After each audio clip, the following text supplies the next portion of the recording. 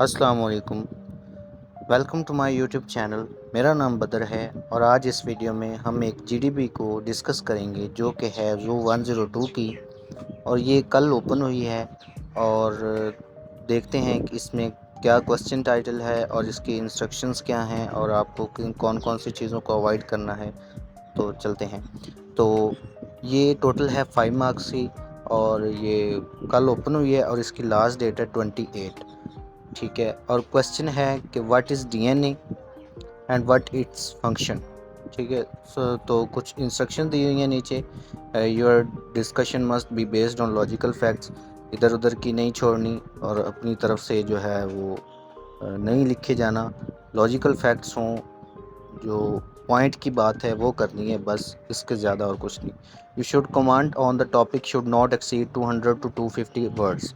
जो कमेंट्स हैं आपके, जो पैराग्राफ है वो 250 अल्फाज से ज़्यादा ना हो। GDP will remain open till 28 मई, और इसमें ग्रेस डे नहीं होता। आप लोगों ने 28 मई तक इसको सबमिट करवाना है। डोंट कॉपी और exchange any answer with other student. किसी स्टूडेंट का कॉपी नहीं करना और कहीं से मतलब सीधा कॉपी पेस्ट नहीं कर देना, अदरवाइज़ आपके नंबर जो हैं वो कट होंगे। ठीक है।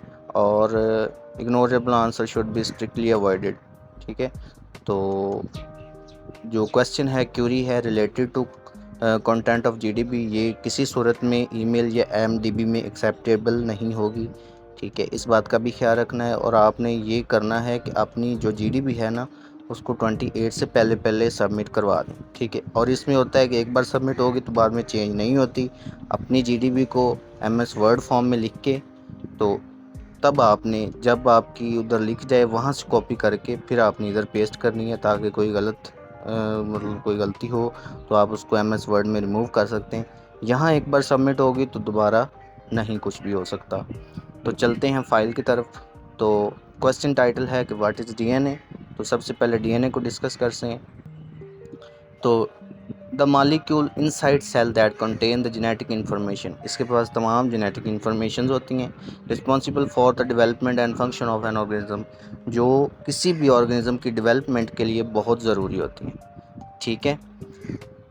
A self-replicating material that is present in nearly all living organism as the main consequent of chromosomes, ये तमाम ऑर्गेनिज्म में पाया जाता है और ये सेल्फ रेप्लिकेट करता है, कॉइल होता रहता है, और इसमें चेंजेस खुद ब खुद होती रहती हैं। ठीक है। The full form of DNA is deoxyribonucleic acid. तो इसको फुल फॉर्म में लिखेंगे डीऑक्सीराइबोन्यूक्लिक एसिड, और जो आरएनए होता है उसको बोलते हैं राइबोन्यूक्लिक एसिड।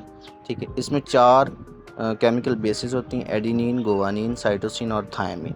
और जो थायामीन है वो आरएनए में यूरासिल के साथ, मतलब इधर थायामीन होगी और आरएनए में यूरासिल होगी। ठीक है। Human DNA consist of 3 billion bases and more than 99% of those bases are the same in the all people। In all paper में 99% सेम होती हैं और 1% चेंजेस होती हैं, जिससे हम एक दूसरे में डिफरेंस करते हैं। ठीक है। तो जैसे कि एग्जांपल है कि फादर है और उसका एक बेटा है, और उसकी आइज़ अपने फादर पर गई हैं और उसके बाल जो हैं वो अपनी मदर पर हैं, मतलब वो सिल्की हैं उसकी मदर के जैसे। तो इससे ये होगा कि वो आइडेंटिकल अपने पेरेंट्स पर गया है। ठीक है। Function, DNA contain the instruction needed for an organism to develop, survive and reproduce.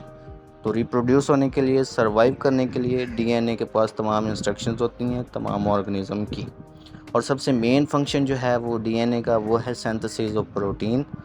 ठीक है। सेंट्रल डोगमा अगर आपने पढ़ा हो तो उसमें प्रोटीन सिंथेसिस का सिखाया जाता है और बताया जाता है। तो सेंट्रल डोगमा की ये मैंने कुछ जो है बनाई है डायग्राम, तो ये आप लोगों को समझनी चाहिए। सेंट्रल डोगमा आपको ज़ुबानी आना चाहिए, क्योंकि ये वेरी जो है ना बहुत इम्पोर्टेंट टॉपिक है सेंट्रल डोगमा का, और ये है भी सिंपल सा, इतना मुश्किल नहीं है। तो डीएनए होता है, उसको रेप्लिकेट किया जाता है, वो उसका एक स्टैंड जो है अलग हो जाता है, एक स्टैंड रह जाता है। वो एक स्टैंड जब ट्रांसक्रिप्शन होती है उसकी, तो वो ट्रांसक्रिप्शन के ज़रिए एक स्टैंड रह जाता है, और फिर ट्रांसक्रिप्शन के बाद जो आरएनए है वो ट्रांसलेट किया जाता है और उससे फिर प्रोटीन बनाई जाती है। और प्रोटीन काफ़ी किस्म की होती हैं, और जो प्रोटीन बनती है वो हमारे लिए है भी बहुत इम्पोर्टेंट, और उससे हम जो है सर्वाइव कर सकते हैं, उससे हमें एनर्जी हासिल होती है। तो ये जो प्रोसेस है ये रेप्लिकेट करता रहता है, जो है एक एक प्रोसेस हो गया उसके बाद फिर वन बाय वन फिर वो चलता रहता है, ये प्रोसेस रुकता नहीं है।